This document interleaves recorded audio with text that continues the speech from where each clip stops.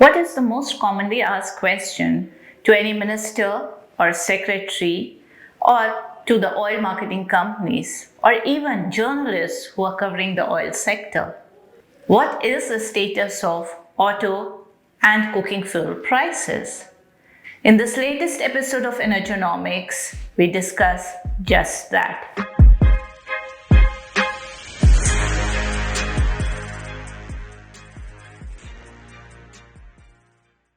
Last month, the Minister for Petroleum and Natural Gas, Hardeep Singh Puri, at a conference hinted that oil marketing companies may take a call on fuel prices if the crude oil prices remain stable. The OMCs may take a call on fuel price if crude oil rates stay stable and the companies perform well in the next quarter. Hardeep Singh Puri, Minister for Petroleum and Natural Gas, said. Technically, the retail selling prices are deregulated.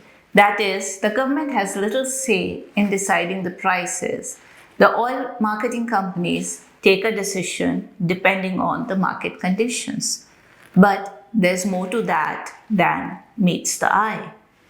As you know, crude prices change daily, and the prices have fluctuated a lot recently.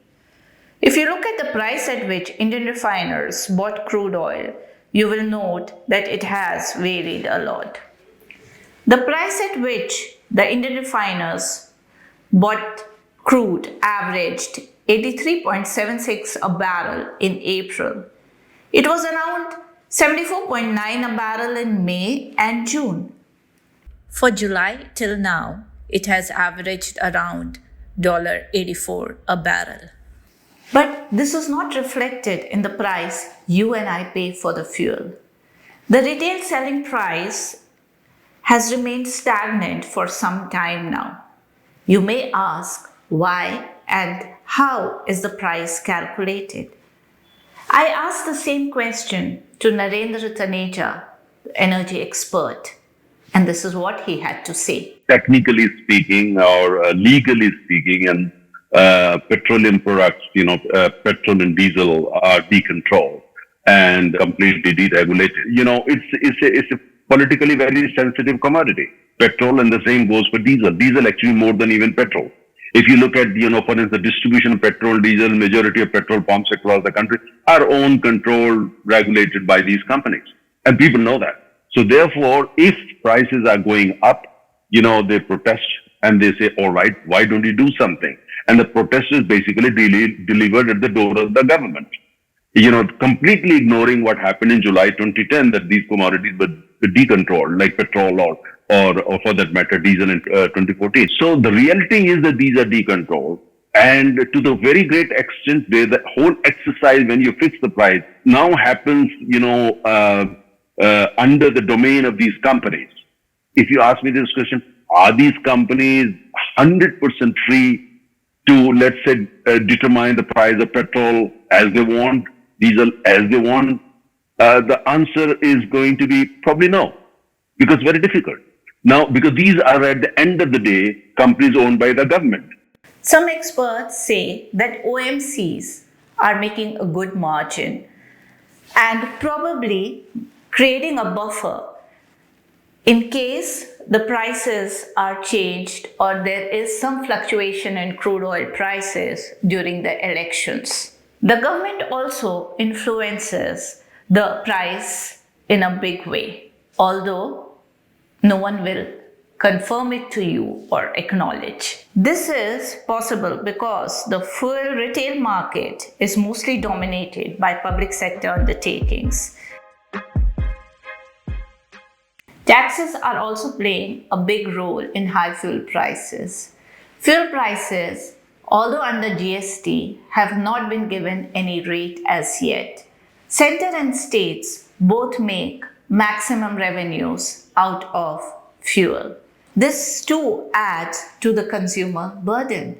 So why can't it be brought under GST? This is what Narendra Taneja had to say. The ideal, of course, situation would be where you have a flat rate, easy to understand, absolutely transparent, and you bring petrol and diesel under the GST. And the GST is already prepared for it. I mean, whatever the amendments needed in the constitution have been already carried out.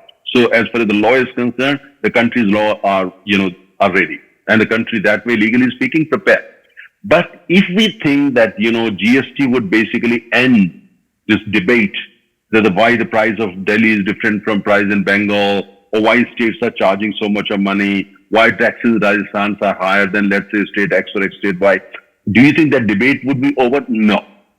And if you think that, max tax that, for instance, the consumer would have to pay would be only 28%, no.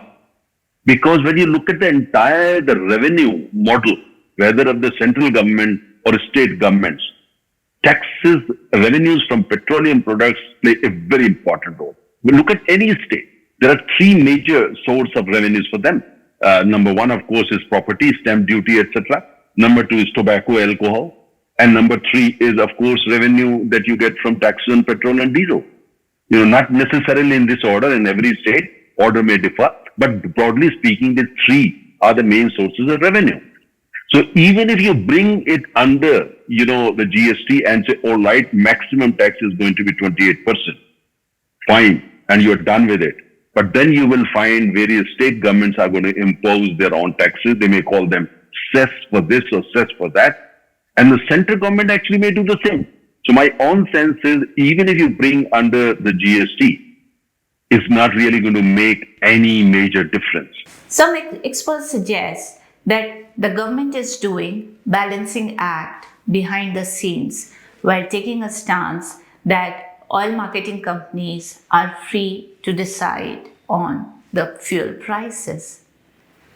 While the debate continues whether the consumers actually are being given a fair price, you and I will wait and watch till the elections.